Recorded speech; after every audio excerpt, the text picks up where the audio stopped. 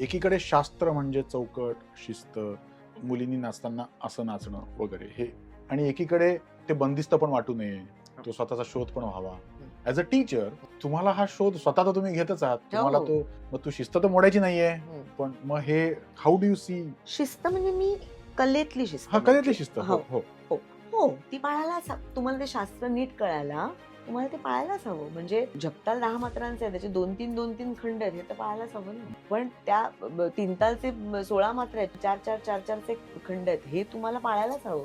पण हे पाळत असताना मला सुद्धा एक गाणं लागलंय आणि त्याच्यामध्ये मला जर 3 ताल दिसतो तर मला 4-4 चे खंड दिसतात आणि ते खंड सोडून पटकन मी काहीतरी करून आले आणि परत त्या खंडात हा विहार तुम्हाला करता येण्यासाठी तुमचा बेस पक्का असायला पाहिजे, की मला माहितीये मी 9व्या मात्रेला परत आले म्हणजे काय. समोरच्याला त्यातला कलेचा आविष्कार दिसणार आहे, पण मला माहितीये की मी कशी जाऊन आले. त्याच्यासाठी ती शिस्त गरजेची आहे आणि जाऊन येण्यासाठीचा एक मोकळेपणा, मुक्तपणा, डेअरिंग, रिस्क हे स्वतःच असावं लागतं.